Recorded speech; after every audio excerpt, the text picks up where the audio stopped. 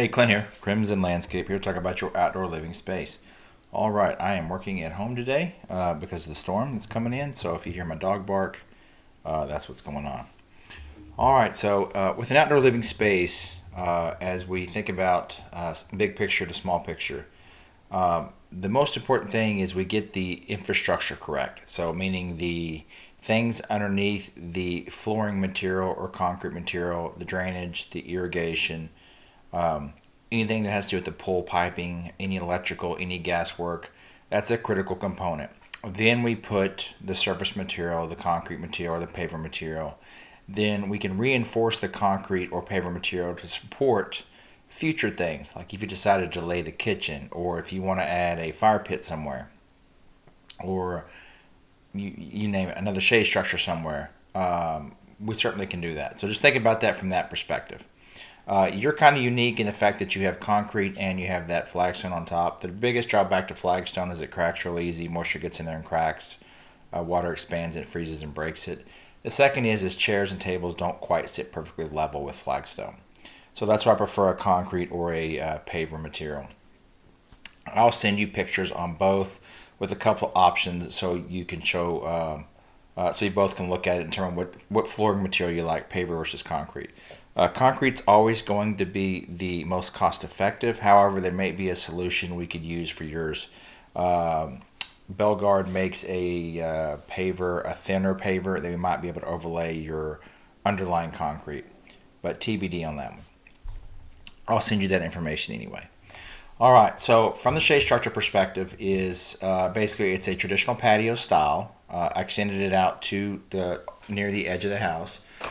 Two posts, as you can see. We can make this look like it was built into the house as part of the house. So kind of similar to the one you have now, it would look like that. Or we could do it to where it's cedar, has a nice cedar ceiling.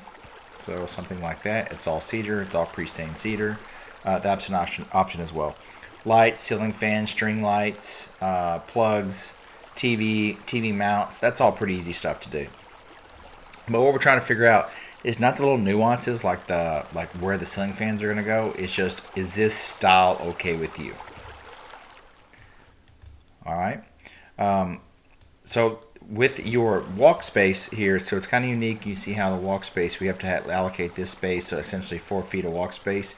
So that gives you this space here for living. In this model, with the kitchen moved out, it allows you to have a table in here, a 4-seat or rectangle table.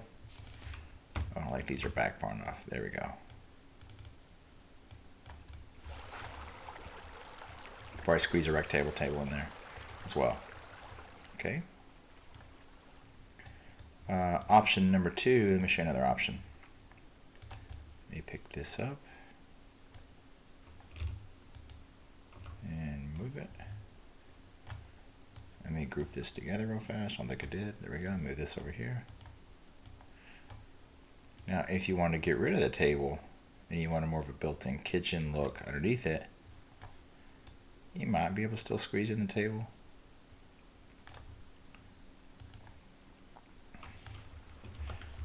There's a nice bar with, let's see the bar.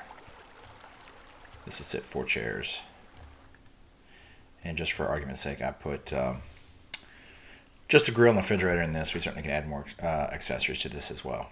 So you turn back this way, you back up, let you see what fits. I couldn't quite match the brick color. The software doesn't allow doing whitewashing real well. And I couldn't get the right color tone on your siding as well. So that's why your house looks a little funky in the software. So that's the space you get. Of course, this is all covered. Again, don't switch the light switches, the fans, none of that stuff. So those 2 options you can look at for the grill in the under the cover area.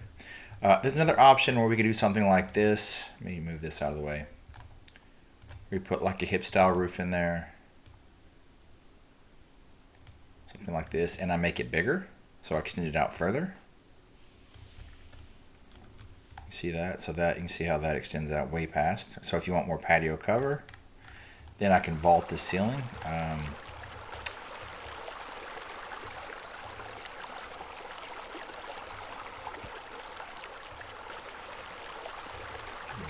change this to, I'll show you what I mean. I should have done this before.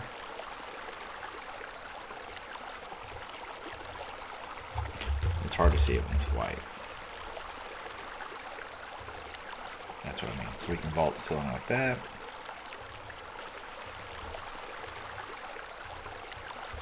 And I'll send you pictures of that. So if you want it bigger, a little more detail, color, texture, we certainly could do that.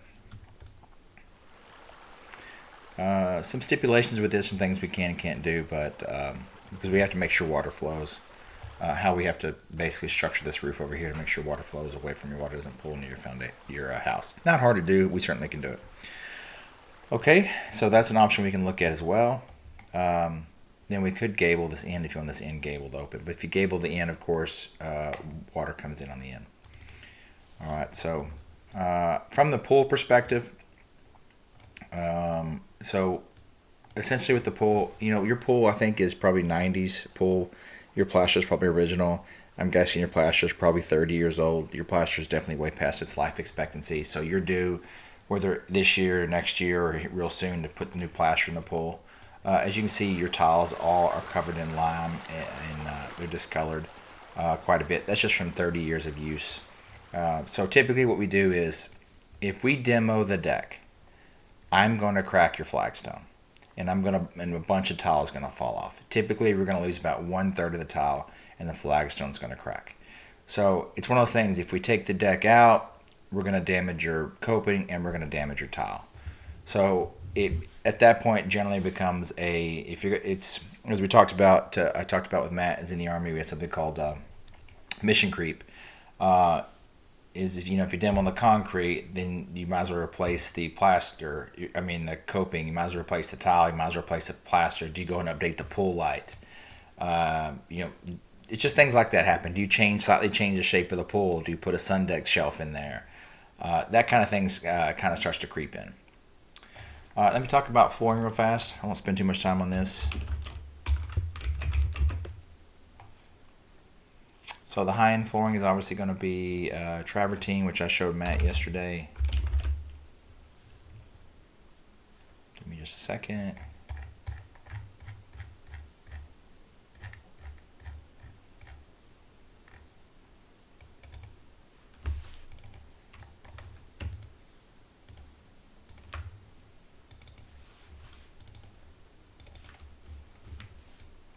So if you want something like a paver,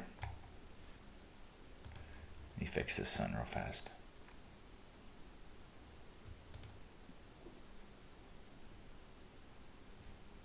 There you go. So if you want something like a paver, you see how that really pops.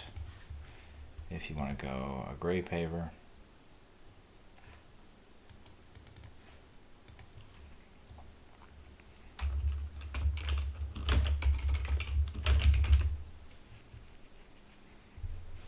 sorry, these videos are just usually 10 minutes.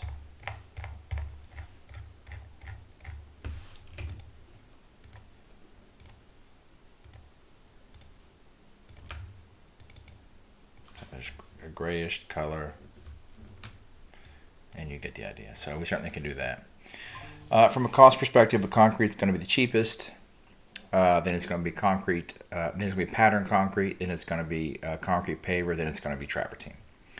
So I'm going to send you this video now, let you look at it, let you talk about the key component here is the structure.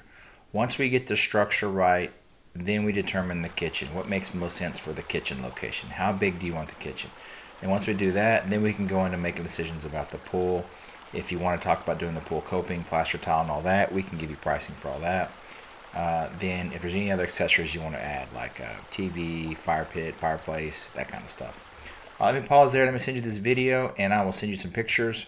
If you have any questions in the meantime, going to be slow for the weekend, so you can drop me an email, and I'd be happy to answer them for you. If you're a first-time guest checking out one of our videos, you can go to our website at crimsonlandscape.com.